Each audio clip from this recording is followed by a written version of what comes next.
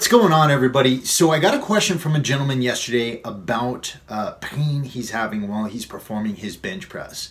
And he's not experiencing the pain on other upper body movements. So he's not experiencing the pain on his overhead press. He's not experiencing the pain on his dumbbell presses or anything like that. But he's experiencing shoulder pain with the bench press. And his question to me was, should I fight through the pain or should I step back? And should I reassess the situation? And this is the thing, guys. I definitely think you should step back and reassess the situation. But people tend to do one of three things here. Number one, they'll try to fight through the pain, right? They'll try to keep going through it. And what will happen there is that pain, that inflammation, it will continue to build up because something's wrong that's not being addressed. And eventually, it'll get to the point where you can't do the exercise anymore. And this applies not just to the bench press, but to any exercise you're doing, right? If something's wrong that's not being addressed, the pain will get worse and you're eventually not going to try to do the exercise anymore. Number two, what will happen is a lot of people will just try to get something to mask the pain. So they'll go and they'll get an over-the-counter solution and they'll take a pain reliever and they'll try to fight through it. But that pain reliever is not really fixing the root cause of why that pain exists in the first place, right? And so eventually it's going to get worse and eventually they'll end up having to stop doing the exercise because that pain builds up, kills mobility, and you're not going to be able to do it anymore. And then the third thing they'll do is they'll say, okay, I'm just not going to do the exercise at all. And then what will happen there is, maybe they're not getting that particular pain anymore, but eventually the pain will come back and it'll come back in a different place. And they'll feel it on a different exercise. And so it's all because that root cause wasn't addressed in the first place. So what I want to do in this video is to help all of you out who are dealing with pains on particular exercises, whether it's the bench press or another exercise, and whether it's in your shoulder or on another place in your body, to talk to you about how you can deal with the root causes of pain so that you can continue training, right? And it starts with a good assessment of your technique on the particular exercise that's giving you pain, right? So if I were dealing with pain during my bench press, what I would do is I would take a video of myself using very, very low weight, right? Maybe using just the bar and really video myself trying to perform that exercise. And I would compare myself to somebody with very good technique, okay? And what I see particularly with the bench press, also the overhead press, is a lot of people don't really know how to externally rotate their shoulders, right? So, doing this squeezing thing and putting tension on the bar. And what that does, if you're able to do it, is it activates your rear delts, it activates your lats, and it activates a lot of the muscles that can help to support your shoulders while you're performing that exercise. I see a lot of people who will just flare their elbows out to the sides, and when you do this, you're not activating your lats at all. You're not activating your rear deltoids. You're just putting a lot of pressure on your front deltoid, and you're putting a lot of pressure on your joint.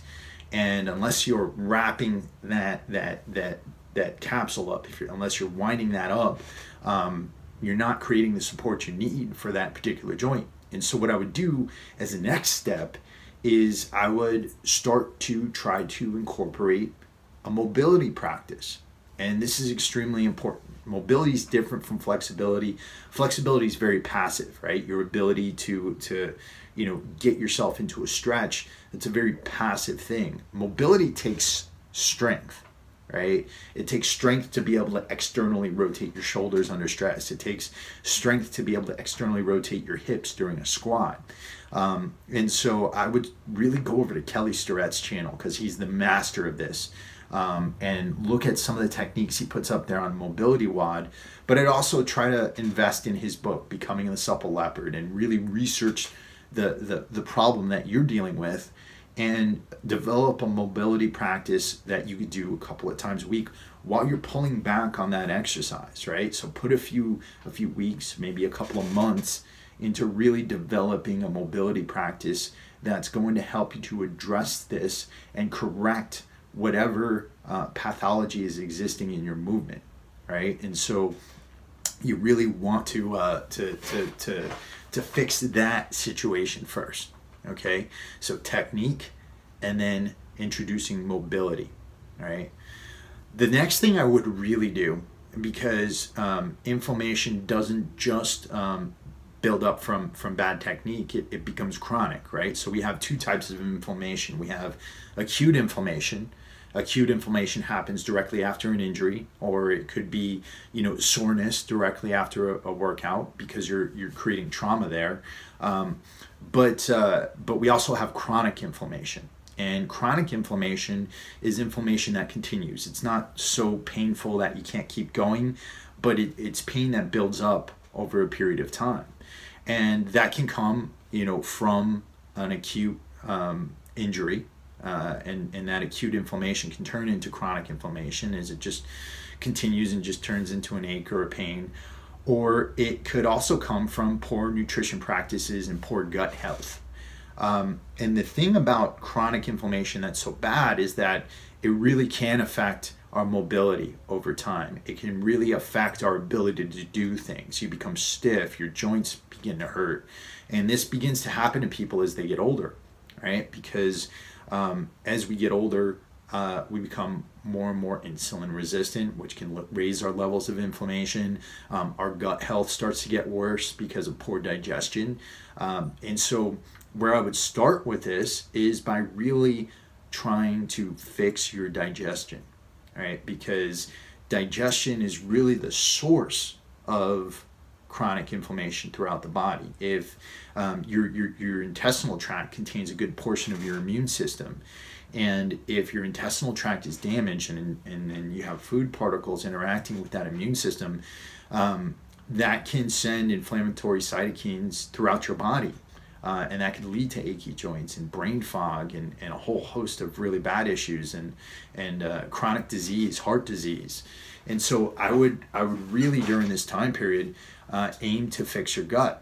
And I know I talk about digestion a whole lot, and it seems like it's my answer for everything, but it really is the answer for everything.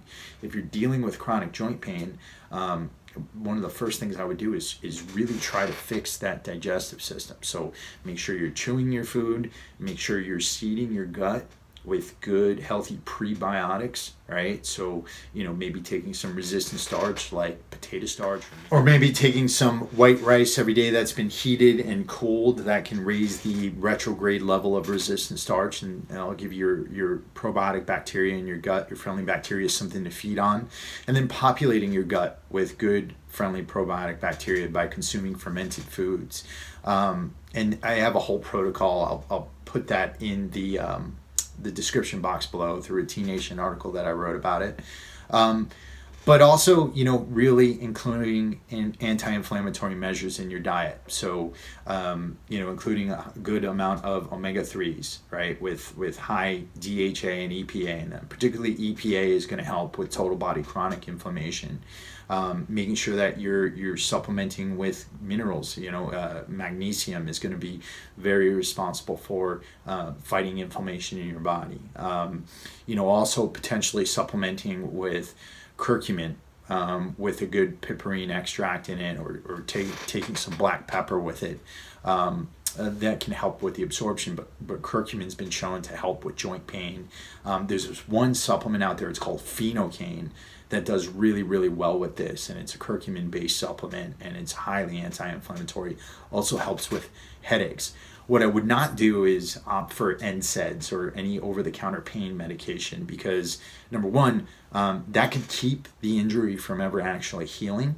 It could also really kill your gut health, which is going to give you a double whammy there, because you're going to get the inflammation from the poor digestion, and you're going to get the continued inflammation from the injury you're having. So I would avoid any NSAIDs, non-steroidal anti-inflammatory drugs that you get over the counter. because those will keep you from ever healing that injury. So that's what I got for today, guys. I hope this helps you. I know that having a nagging injury like that can really put a thorn in your side in your progress. But if you got any questions for me, put them in the comments below, and I'll be getting you more videos this week and next week. Talk to you soon.